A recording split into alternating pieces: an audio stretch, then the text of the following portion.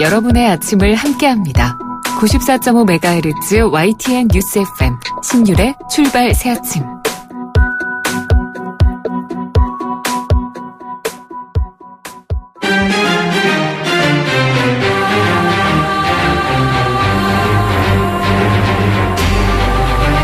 매일 아침을 뉴스로 깨웁니다.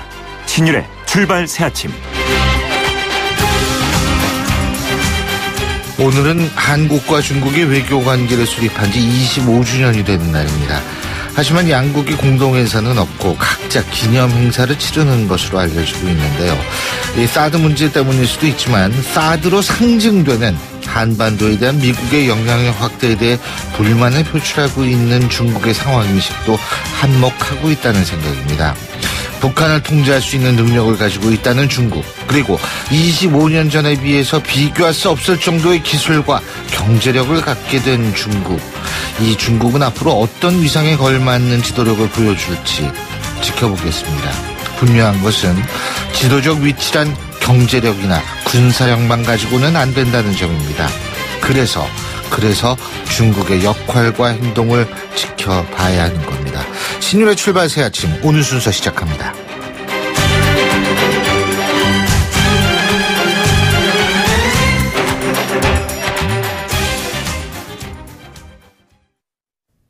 YTN 라디오 신율의 출발 새 아침. 예, 지금까지 들어온 뉴스 정리해 보겠습니다. 백병규 시사평론가 스튜디오에 나와 계십니다. 어서 오십시오. 안녕하십니까. 예, 틸러슨 미 국무장관이 왜 어제 우리가 얘기를 했죠. 북한이 도발을 자제하고 있는 것, 평가를 좀 하는 듯한 언급. 근데 트럼프 미국 대통령은 그렇게 평가를 했죠. 네, 맞습니다. 네. 사실은 아주 이례적이죠. 네, 미국이 북한에 분명한 대화 메시지를 보낸 것 아니냐 이런 해석도 나오고 있고요. 혹은 북미 간에 벌써 뉴욕 채널 등 물밑 접촉이 이루어지고 있는 것 아닌가 하는 관측도 있습니다. 트럼프 미 대통령 어제 미국 애리조나주의 피닉스에서 열린 지지자 집회에서 그라고 이제 호칭을 했는데요. 김정은 노동당 중앙위원장을 지칭하는 거겠죠. 그가 우리를 존중하기 시작했다는 사실을 나는 존중한다. 아마도 아닐지도 모르겠지만 무엇인가 긍정적인 일이 일어날 수 있다. 이런 희망을 피력을 했습니다. 틸러슨 국무장관도 어제 소개드린 것처럼 이 북한이 유엔 안전보장이사의 대북 제재 결의의 만장일치 채택 이후에 어떤 미사일 발사나 도발 행동이 없었다는 점은 주목할 만한 가치가 있다. 그 점을 인정하고 싶다. 가까운 장래 언젠가 대화의 길을 볼 수 있기를 희망한다. 이렇게 이야기를 했는데요. 자, 이제 문제는 북한이 어떻게 나올 것이냐. 이 점이겠죠? 그렇죠. 근데 전 주한미군 사령관들은 또 우리의 동의 없이 북한에 대한 어떤 군사적 조치를 취할 수 있다. 이런 발언을 또 했다고 그러더라고요. 그러니까 이게 양쪽에서 다른 시그널이 계속 나오기 때문에 이게 도대체 어떻게 바라봐야 될지 모르겠어요. 그래서 북한도 도대체 미국에서 나오고 있는 여러 가지 시그널을 어떻게 해석을 할 거냐. 이걸 가지고 상당히 좀 골머리를 할 것이다. 이런 해석도 나오고 있습니다. 네. 근데 문재인 대통령은 어제 남북 관계가 풀릴 때를 대비해서 미리미리 준비를 해놔야 한다. 이 점을 강조했다고 그러죠, 통일부. 네, 그렇습니다. 네. 정부 서울청사에서 열린 외교부와 통일부 핵심 정책 업무보고의 자리였죠. 이 통일부에 지금 북한의 도발로 남북 관계가 교착 상태이지만 통일부는 이럴 때일수록 차분하고 내실 있게 준비해야 한다. 엄동설안에도 봄은 반드시 오는 것이므로 봄이 왔을 때 씨를 잘 뿌릴 수 있도록 착실히 준비해 주기 바란다. 이렇게 얘기를 했고요. 이 조명균 통일부 장관이 어제 KBS 뉴스라인에 출연을 했습니다. 이 대북 특사 파견 문제에 대해서 이제 질문을 받자 이 특사 교환이라는 것이 양쪽 정상 간의 의사 교환인 만큼 여러 가지 신중하게 검토해야 될 부분이 있다면서도 여건이 된다면 적극 추진한다는 입장을 갖고 있다. 이렇게 하죠. 자, 그리고 문재인 대통령이 특별 지시에 따라서 국방부가 5.18 광주 민주항쟁 때 헬기 사격, 헬기 기총조사 의혹 문제하고 전투기 출격 대기 이 의혹을 조사할 특별 조사단을 꾸리기로 했다는 그런 소식도 있죠. 이제 전투기가 말하자면 폭탄을 장착하고 이제 폭탄과 발칸포를 장착을 하고 출격 대기 상태에 있었다. 광주로 출동할 예정이었다. 이런 얘기였잖아요. 그런 주장을 했죠. 네, 그런 얘기가 나왔습니다. 그 주장을 또 부인하는 증언도 있고요. 네. 예, 아직은. 그래서 이제 국방부는 특별조사단의 명칭을 5.18 민주화운동 헬기 사격 및 전투기 대기 관련 국방부 특별조사단 이렇게 붙이기로 했다고 이제 설명을 했는데요. 예. 일단은 그 헬기 사격 그리고 그 전투기 대기 관련 증언의 사실 여부 확인에 이제 집중하겠다는 것으로 좀 해석이 되고 있죠. 5.18 광주 민주화운동의 그 진상 규명 작업에서 가장 좀 핵심적인 쟁점은 이 발포 명령자 규명 문제입니다. 이게 아직까지 좀 남아 있는데 헬기 이제 사격 부분에 대한 그 발포 명령 개통이 확인이 된다고 한다면 이 또한 실마리가 잡히지 않겠느냐. 이런 관측도 좀 있습니다. 예. 어떻든 이 국방부는 특별조사단의 그 5.18 그 민주화운동 관련 단체 등에서 그 참여를 요청이 온다고 한다면 이를 적극적으로 수용하겠다는 입장도 밝혔습니다. 아하. 자, 그리고 이재용 삼성전자 부회장의 재판이 얼마 안 남았죠? 네. 그죠? 내일이죠. 내일인가요? 네, 내일인가요? 얼마 안 남은 게 아니라 내일이군요. 근데, 법원이 이 선고 공판의 TV 생중계를 불허하기로 결정을 내린 모양이더라고요. 네, 그렇습니다. 이 법원이 이 재판 TV 중계 여전히 그 보수적이고 조심스러워하고 있다는 점을 제가 확인을 했는데요. 대법원이 그 TV 중계 길을 열어주었지만 이재용 그 삼성전자 부회장 뇌물사건 등을 심리하고 있는 서울중앙지법의 그 형사합의 27부는 이 피고인들이 입을 그 불이익이나 그 손해를 고려를 해서 TV 중계를 허용하지 않기로 했다고 밝혔습니다. 재판부는 특히 이 TV 중계가 그 헌법상의 그 무죄 추정의 원칙을 그 훼손할 수 있다는 점을 지적하기도 했는데요.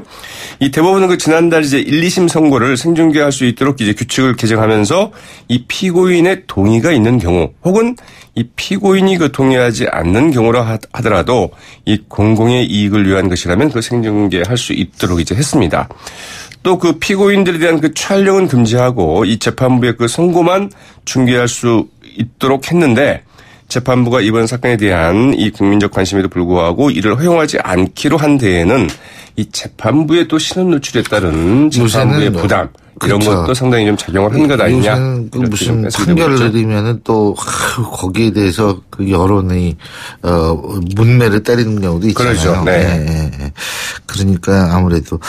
그리고 바른정당 김무성 의원하고 자유한국당의 정진석 의원이 야 3당 간의 초당적 연구 모임 열린 토론 미래. 이거 무슨 프로그램 제목인데 이거 열린 토론. 그렇죠. 열린 토론 미래. 이것을 발족해서 오는 30일 첫 번째 토론회를 연다 그러네요. 네, 맞습니다. 이른바 그 한국당의 이 비박계와 그 바른정당 그리고 국민의당 일부의 그 연대 가능성 여부 때문에 상당히 좀 주목이 되어 왔던 이제 모임이죠. 네, 그러나 어제 창립 취지문에는 자유한국당의 그 정가변 정진석 의원과 이 바른정당의 그 김무성 의원만 이제 이름을 올렸습니다.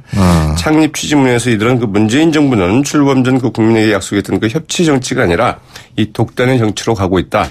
우리가 열린 토론 미래를 그 출범하는 이유는 중요한 국가적 아젠다에 대해서 그 독선적 국정 운영을 그 견제하고 좀 더 나은 대안을 찾아 그 제시하기 위한 것이다. 이제 이렇게 밝혔다고 하죠. 예. 이름이 재밌습니다. 네. 그리고 공직선거법 위반 혐의로 지금 재판에 넘겨진 국민의당 최명길 의원 2심도 당선 무효형 받았죠? 네. 거의 뭐 국회의원직을 지금 이를 위기에 처해 있다고 봐야 되겠죠. 1심과 마찬가지로 벌금 200만 원을 선고받았습니다.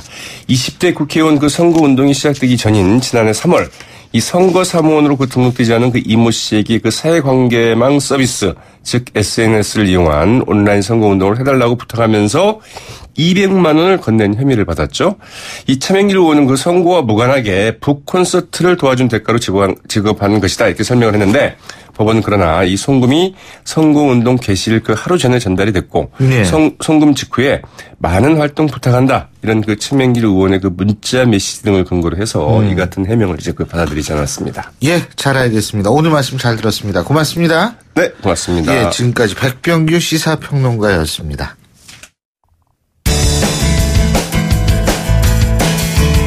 여러분은 지금 FM 94.5MHz로 방송되고 있는 신율의 출발 새 아침을 듣고 계십니다. 의견 주실 분은 짧은 문자 50원, 긴 문자 100원의 이용료가 드는 휴대전화 문자 메시지 우물정 0945번으로 의견 남기실 수 있습니다.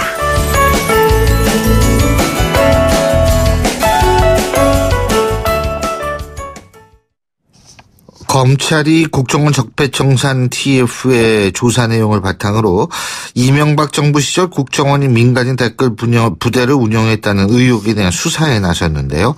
집권 여당인 민주당도 당내 적폐청산위원회를 구성하고 국정원 대선 개입의 진짜 배우가 누구인지 반드시 밝혀내겠다 이렇게 강조하고 나섰는데요. 그런데 이 모든 칼끝 결국은 이명박 정부, MB정부를 향하고 있다는 분석이 나옵니다. 그래서 오늘은 MB정부에서 특임장관을 역임했고요. 대표적인 친이계로 분류되는 분이죠. 늘 푸른 한국당의 이재호 대표 전화 연결해서 입장 들어보겠습니다. 이 대표님 안녕하세요. 예, 안녕하십니까. 예. 대선 출마하시고 그동안 예. 이제 그 이후에 어떻게 지내셨어요? 예, 한 100일 동안 내 스스로 반성하고 또 성찰하는 그런 혼자만의 시간을 많이 가졌습니다. 아, 그렇군요. 지금 100일 동안이라고 말씀하셨는데 거꾸로 문재인 대통령이 당선된 지 이제 100일이 좀 지났는데요. 어떻게 평가하십니까? 글쎄 한마디로 평가하기는 어렵겠지만은 전임 정부에 비해서 또 전임 대통령에 비해서 스타일이라든지 여러 가지가 좀 많이 다르니까 국민들은 좀 시원하게 느끼는 점들이 많이 있죠. 어떤 점이 구체적으로 다르다고 보세요? 권위를 아주 벗어놓고 가급적이면 국민들과 가까이 하려고 하는 모습들, 또 무슨 문제가 있으면 바로바로 해결하려고 하는 그런 의지를 보인다는 점, 이런 점은 좀 직전 대통령과는 다른 점이죠. 예. 그런데 지금 문재인 대통령이 가장 강조하는 부분 중에 하나가 바로 적폐청산인데요.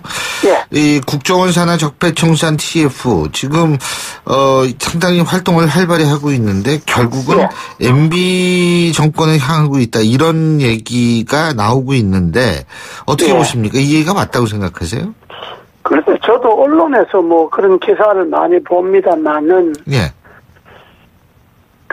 지난 정부에 대한 수사는 어떤 범죄 행위에 대한 사법적 수사나 사법적 판단이 이루어져야지 그걸 정치적 목적을 갖고 또 정치적 함정을 갖고 그런 정치적 의미의 수사를 한다면 그 자체가 또 하나의 적폐가 되지 않습니까? 권력의 오만이라든지 권력의 만용이라든지 이래 되니까 적어도 문재인 정부는 사실을 입각한 사법적인 수사를 해갖고 법에 위반되는 것이 있으면 그건 마땅히 처벌하는 거지만은 그걸 지난 정부에 있었다고 그래서 무조건 대통령과 결부시켜서 풀어나간다고 한다면 그렇게 안 하겠지만은 그렇게 한다면 그 수사 출발점에서부터는 잘못된 거죠. 아니, 저는 그렇지 아니라고 봅니다. 국정원의 댓글을 통한 선거 개입 의혹 같은 거는 이 수사 대상이 당연히 돼야 되는 거 아닙니까? 당연하죠. 범법행위잖아요, 그거. 그렇죠. 사실이라면. 그럼 범법행위를 조사하고 국정원이 그러니까. 권력을 남용해서 무슨 댓글 부대를 동원해서 선거운동 개입했다 이런 거는 범죄행위죠. 예, 그렇죠. 이런 범죄행위를 조사하는 건 당연한데 조사도 하기 전에 이미 대통령을 정해놓고 모든 화살은 대통령을 향한다.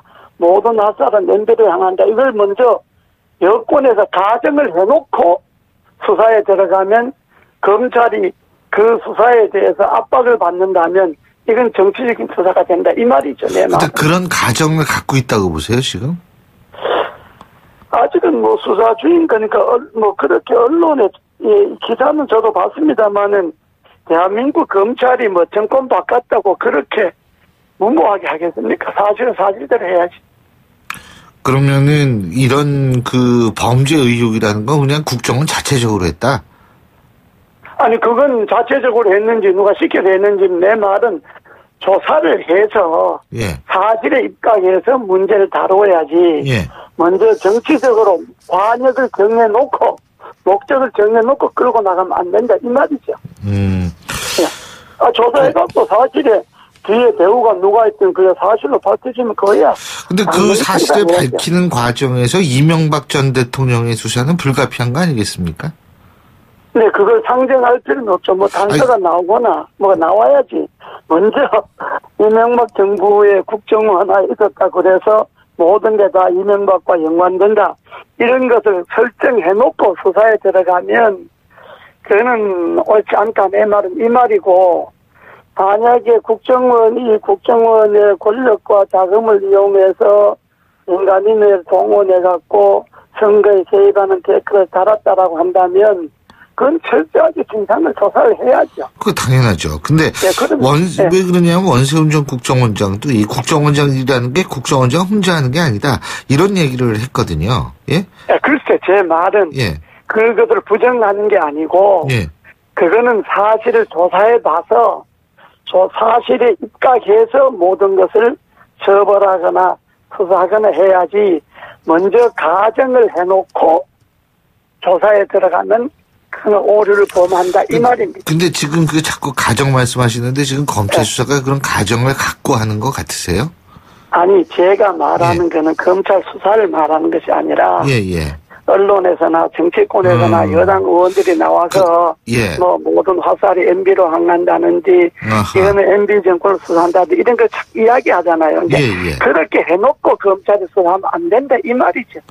검찰 수사 지금 이렇게 하는 거 보면 어제 그 30곳에 대한 압수수색을 하지 않았습니까? 이른바 민간인 외곽 팀장에 대한 출국 금지도 하고 뭐 이렇게 하는데 지금까지 수사 과정을 보시면 어떤 생각이 들으세요?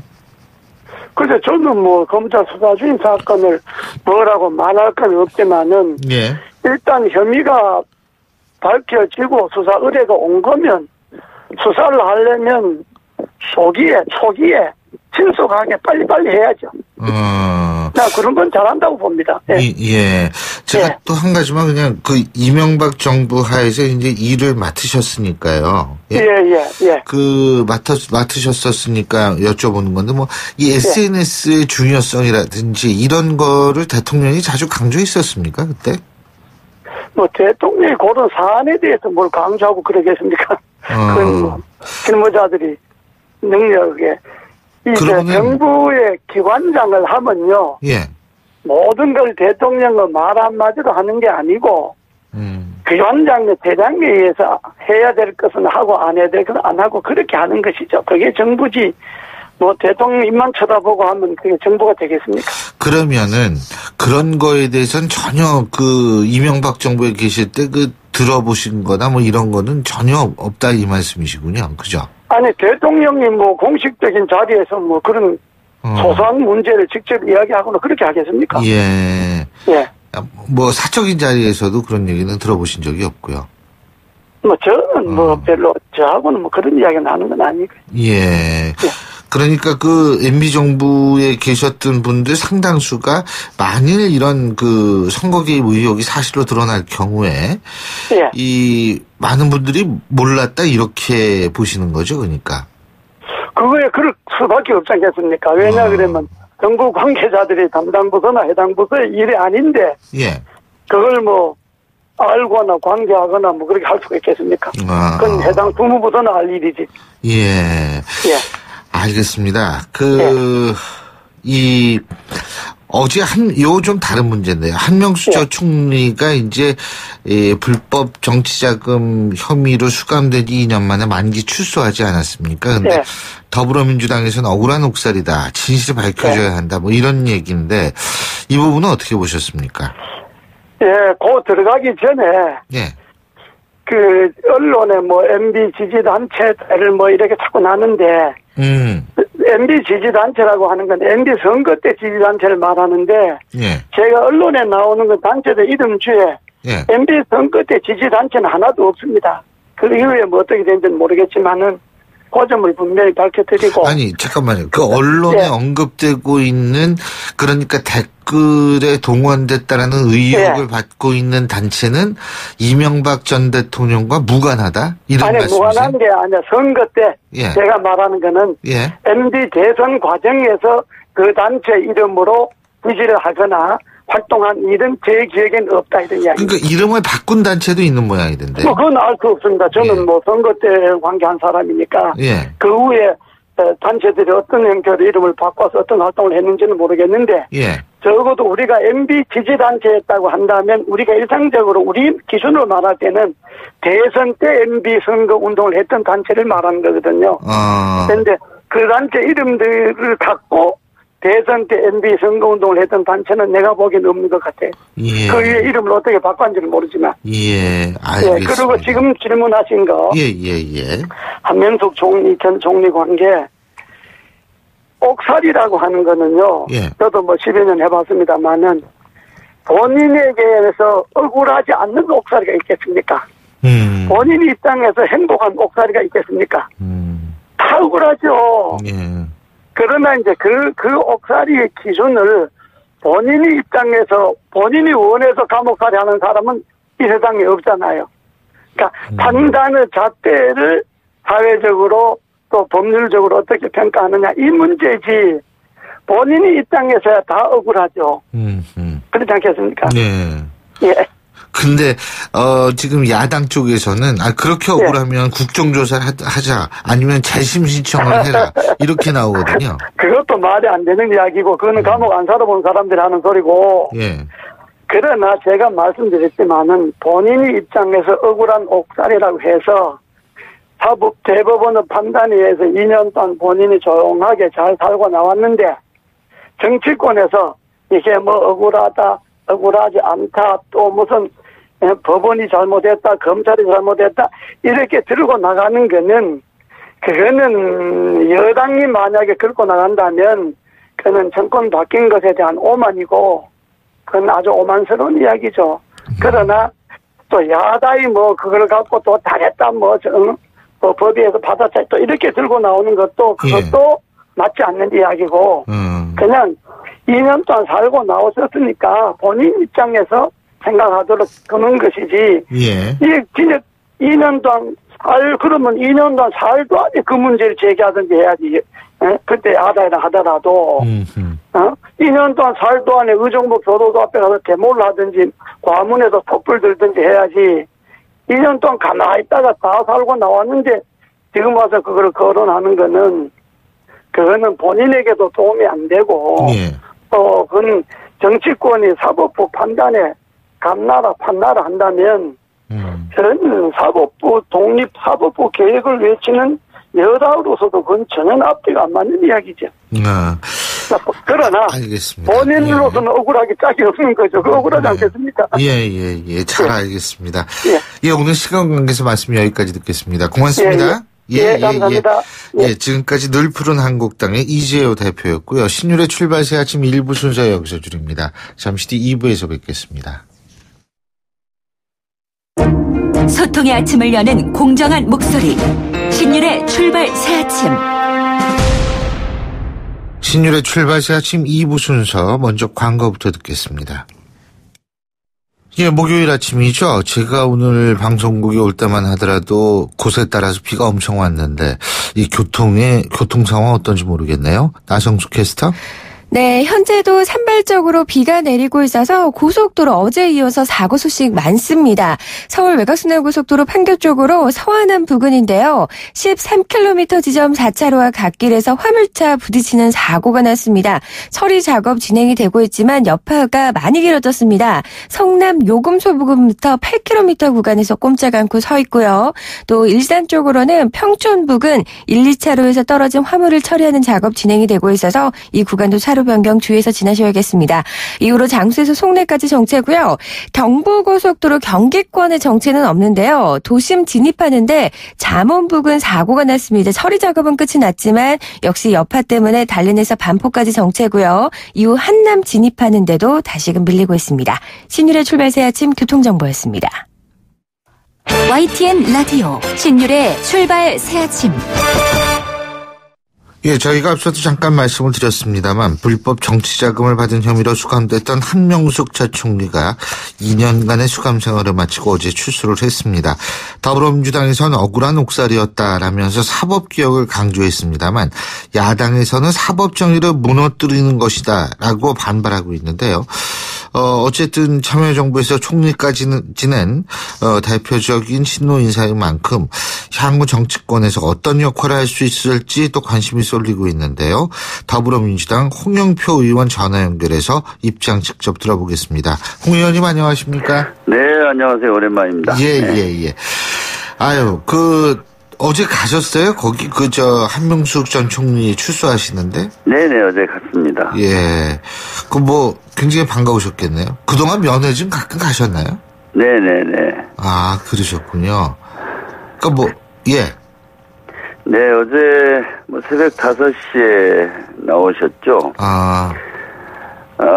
저는 사실 이제 2년 만에 그 억울한 옥살이를 끝내고 출소하는 한명숙 전 총리에 대해서 참 오히려 저는 정치인으로서 굉장히 무력감도 많이 느꼈고, 그래서 어제 마음이 사실 착잡했습니다. 예.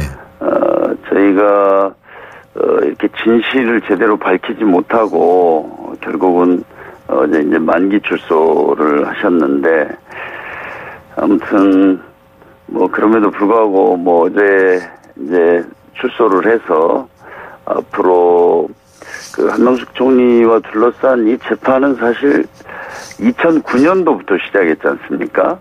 예. 그래서, 소위 처음에는 뇌물수수죄로 이제, 기소를 해서 재판을 하다가 그것이 무죄가 되고 그 사건은 사실 총리실에서 5만 달러를 직접 전달했다. 이거는 이제 그게 무죄가 대법원에서 됐거든요. 예. 그래서 그러다가 이제 소위 별건 수사로 그렇게 무죄가 나오니까 갑자기 다른 이런 정치자금 문제를 들고 나와서 사실 2년 징역을 살게 됐는데, 저는 명백히 이게 정치적 배경이 있었고, 이명박 정부가 사실 참여정부 인사들에 대해서 정치적 보복을 하는 과정에서 한명숙 총리가 이렇게 희생이 된 거다, 이렇게 생각합니다. 그래서 어제 나올 때는 사실 저희들이 이제 참 그런 사실을 너무나 잘 알고 있고, 저는 재판 과정도 지켜봤고, 그래서 또 제가 옆에서 또 한명숙 전 총리가 또 살아온 여러 과정들 이렇게 보면 정말 있을 수 없는 일인데 그런 것에 어떤 진실을 밝히지 못하고 이렇게 아무 죄도 없는 사람을 2년씩이나 징역에 사는 것을 저희가 지켜봐야만 했다는 것에 대해서 굉장히 참 자괴감이 많이 들었습니다. 그러면 지금 홍영표 의원님께서 아무 죄 없는 사람이라는 표현을 쓰셨는데 다른 정치자금 문제를 들고 나왔다 이런 표현 쓰셨죠, 그죠? 그렇다면 그 다른 정치자금 문제 그 자체가 조작됐다고 보시는 겁니까? 그렇죠. 그러니까 이제 아까 말씀드린 대로 2009년도에 이제 정권이 바뀌고 나서 그 이후로 여러 하여튼 정치적 탄압, 보복 이런 게 시작이 됐고요. 그래서 뇌물수수죄로 이제 기소를 했는데 그게 이제 무죄가 됐습니다. 1심, 2심에서. 그러다 보니까. 근데 이게 별건 수사로 다른 거를 들고 나왔다고 서울시장 선거를 앞두고 소위 한만호라는 한명숙 총리한테 차가 다니는 도로에서 9억을 전달했다는 이제 그 사건을 서울시장 선거를 앞둔 2010년 4월에 또 시작을 한 거죠. 네. 소위 별건 수사라는 겁니다. 별건 수사라는 것과 그 사건이 조작됐다는 거는 일단 좀 다른 의미 아니겠습니까? 네, 그렇죠. 이제 근데 돈을 줬다는 사람이 결국은 당시에 회사가 부도가 나서 횡령죄론가 이렇게 진주교도소에 있었는데 그 사람을 검찰이 이제 부릅니다. 검찰에서. 이미 지금 감옥에 있는 사람을 구치소에 있는, 감옥에 있는 사람 불러가지고, 한 80차례 정도 조사를 해요. 그래서, 그 사람이 이제 계속 그걸 부인하다가, 이제 검찰에서 내가 줬다, 이렇게 했는데, 이제 나중에 법정에서 1심 법정에서 사실은 내가 이런 검찰에서 하도 그런 수사를 해서 내가 줬다고 했는데 사실은 주지 않았다. 이게 이제 법정의 증언 아닙니까? 예. 그랬는데 이제 그래서 1심 판결이 무죄가 됩니다. 예. 그런데 이제 뭐 2심 판결에서는 새로운 사실이 발견된 것도 아니고 뭐 이랬는데 아무튼 다시. 근데 그 1억 원의 수표가 한명숙 전 총리 동생의 전세금으로 사용됐다. 뭐 이런 거를 중시했다라는 얘기 아니겠어요? 법원 쪽에서. 이제 그거는 이제 사실로도 나중에 다 이야기를 당사자들이 했지 않습니까? 그런데 그거는 한명숙 총리하고 전혀 관계가 없고 그 관련된 당시에 한명숙 총리의 보좌진 중에 한 명이 그 동생분하고 사이에서 일어난 일입니다. 그래서 그건 나중에 그 돈도 반환을 했었거든요. 예. 재판 전에. 그러니까 이제 지금 말씀하시는 홍영표 의원님께서는 이게 MB 정권에 의한 친노계 민주당에 대한 보복이다 이렇게 보시는 거죠? 네, 정치 보복이었다. 봅니다. 그래서 그리고 아마 그 재판을 저는 뭐 거의 다 참석해서 참관하셨다 이 말씀이시죠? 방청을 했는데요. 그 재판 과정을 아마 면밀하게 보고 그 다음에 검찰이 어떻게 그렇게 이걸 없는 사실을 만들어 가지고 이렇게 했는지 뭐 이런 과정들을 저는 너무나 생생하게 목격을 했기 때문에 뭐 저는 그렇게 확신을 합니다. 그러나 일단 뭐 대법까지 그런 유죄 판결이 나서 2년 이제 옥살이를 했죠.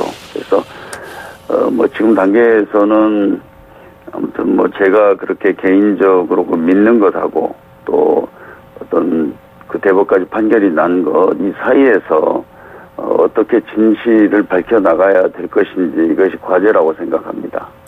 그러면은 재심 신청을 해도 되는 거 아니에요? 네, 이제 그것까지 포함을 해서 재심은 그렇게 뭐 간단한 건 아닙니다. 굉장히 요건이 복잡한 걸로 제가 알고 있기 때문에 이제 그 재심을 통해서 뭐 언젠가 할 수도 있고 그러나 이거는 좀 시간을 두면서 진실과 진상을 밝히기 위한 노력을 저희들이 해야 된다고 생각합니다. 그 바른정당의 주호영 원내대표 같은 경우에 국정조사 얘기를 하던데요? 뭐 이거는 사실 이제 대법까지 판결이 났기 때문에 저희가 무슨 뭐 정치적인 공방으로 이렇게 갈 일은 아니라고 생각합니다. 그래서 아까 말씀하셨지만 법적 절차로는 이제 재심 청구가 있고요. 그런데 재심 청구는 뭐 또 그 여러 가지 필요한 조건들을 갖춰야 됩니다. 그래서 그런 것들을 노력을 저는 해야 된다고 보고요. 또 뭐 그 외에도 저는 뭐 역사적으로도 보면 과거에 그 군사정권 시절 때 사법적 판결들이 많이 번복이 되고 그렇게 됐지 않습니까? 그래서 뭐 이게 뭐 하루 이틀 사이에 정상적으로 회복이 되는 뭐 이런 것을 기대하기는 어렵다고 보고요. 그러나 진실은 밝혀야 앞으로 이런 일들이 다시 우리 대한민국에서 발생하지 않고 억울하게 억살이하는 사람이 없어진다고 생각합니다. 근데 그 대법원 같은 경우에는 대법관 13인 전원이 유죄로 판단을 했다고 하는데 이 법원 쪽에서는 이런 것들이 자신들의 명예를 훼손시키는 주장이라고 생각하는 게 제가 알기로 대법원에서요. 그때 굉장히 큰 논란이 됐었죠. 그래서 전원이 그 유죄 판결이 했던 게 아닙니다. 그때 8대 5인가 이런 식으로 해서 대법 안에서도 일부 대법관들은 국민의당 김경진 의원이 잘못 얘기를 한 거군요. 네네 그렇습니다. 그때 제가 알기로 8대 5인가 그랬습니다. 네. 어쨌든 근데 이게 법원 쪽에서는 자신들에 대한 명예와 권위에 대한 심각한 훼손을 일으킬 수 있는 발언이다 이렇게 볼 수 있는 거 아닙니까? 뭐 저는 뭐 이제 법원으로서는 그런 반응을 보일 수는 있지만 뭐 한명숙 전 총리 이런 재판 말고도 다른 여러 가지 사건들에 있어서 법원이 잘못한 이런 것들이 많이 나오지 않습니까? 이 사건도 법원이 그렇게만 단정하지 말고 이 시점에서 다시 한번 그 진실에 대해서 스스로 한번 성찰하고 문제가 있다는 고백을 해야 된다고 봅니다. 저는 법원으로서는 당사자니까 그런 반응을 보일 수 있다고 생각합니다. 예. 끝으로 아주 간단하게 답해 주십시오. 네. 한명수 전 총리 어떤 역할을 해야 된다고 보십니까, 앞으로? 어제 나오셔서 좀 같이 이야기를 했습니다. 그런데 앞으로 하실 일이 많이 있겠죠. 그러나 바로 현실 정치에서 어떤 역할을 하거나 그런 건 아마 하시지 않겠다 그런 말씀을 하셨고. 그 일 말고도 우리 그 여성운동에 어떤 그렇죠. 정말 큰 역할을 할 수 있고 아니면 저는 여러 가지 국정 경험이나 당에서의 지도적 역할 이런 걸 생각할 때 많은 역할이 있다고 생각합니다. 잘 알겠습니다. 오늘 말씀 잘 들었습니다. 고맙습니다. 네, 감사합니다. 지금까지 더불어민주당 홍영표 의원이었습니다. 신율의 출발 새 아침 2부 순서 여기서 줄입니다. 전 8시 10분 3부에서 뵙죠.